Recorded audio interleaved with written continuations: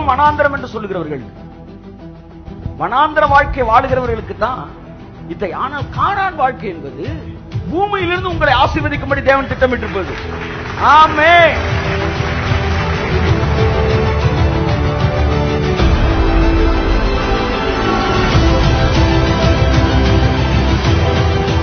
என்ன சொல்ல வரேன்? ஏன் இன்னைக்கு கிறிஸ்தவ நிறைய பேர் வறுமையில தரித்திரத்தில் இருக்க காரணம்னா ஊற்றுக்கண்களை அவர்கள் அசட்டை செய்கிறார்கள். சொல்ல வரேன் என்ன பேசுறேன்? மனிதனை தேவன் எப்படி படைச்சிருந்தார்னா, எப்பவுமே வானத்துல இருந்தே அவனுக்கு கொட்டணும்ன்ற ஐடியாவே இல்ல சார். தூதர்கள் அப்பத்தை மனிதன் புசித்தான் சார். உடனே எனக்கு இந்த வசனம் தான் ஞாபகம் வந்துச்சு. நமக்கு இந்த பூமியில எவனும் தர வேண்டியதில்லை, தூதர்கள் அப்பத்தை. ஆமா, அது என்ன வாழ்க்கை? தூதன் அப்பத்தை மனிதன் புசிப்பது என்ன வாழ்க்கை? கானான் வாழ்க்கையா வனாந்திர வாழ்க்கையா? ஆமா, அதுல தெளிவா சொல்றான். தூதன் அப்பத்தை மனிதன் புசித்தானா அது மனிதன் அப்பமே கிடையாது. இன்னொருத்த டிஃபன் பாக்ஸ் திறந்து நீ சாப்பிட்டுருக்க.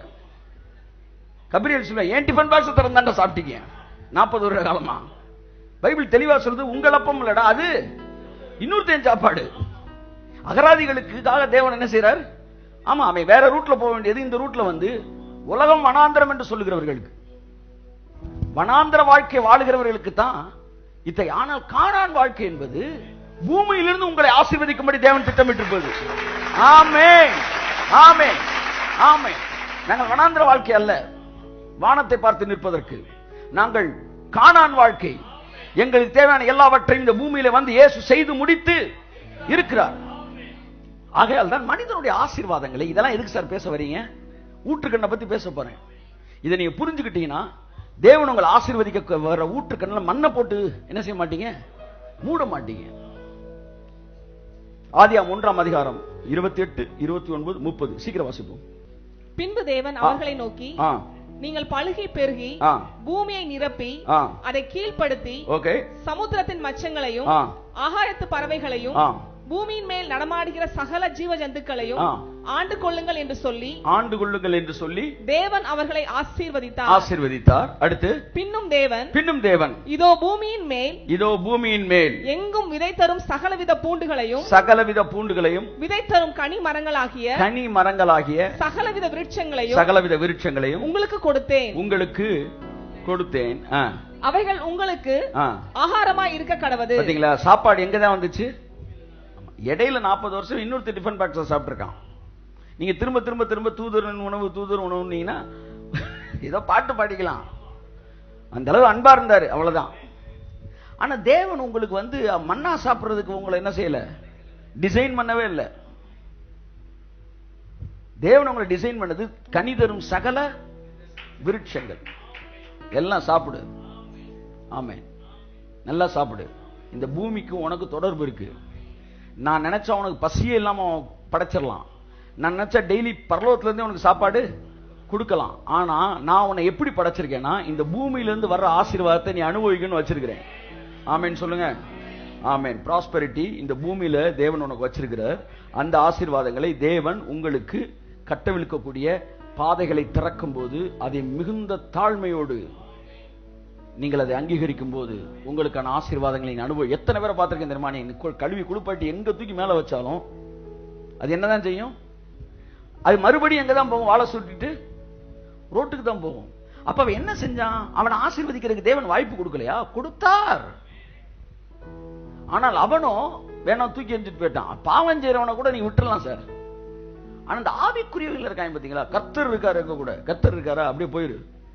என்கிட்ட கர்த்தர் இருக்காரு, கர்த்தரே சம்பளம் வாங்கிக்க போன்றேன். இந்த வசனம் தவறானது, உறவுகளை முறிக்கக்கூடியது. என் மனைவி கூட சில நேரங்கள் வந்து கர்த்தர் இருக்காரு, சரிமா மதிய சாப்பாடு கர்த்தர் வைங்க, மாசம் தொடங்கணும் என்ற வந்து இந்த மாசம் வந்து பலசர காசு கேட்காத, கர்த்தர் தருவார், கிளம்பு. கர்த்தரோட நீங்கள் நெருங்க நெருங்க சுத்தி இருக்கிறவங்களோட மதிப்பும் மரியாதையும் உங்களுக்கு தெரிய ஆரம்பிக்கும்.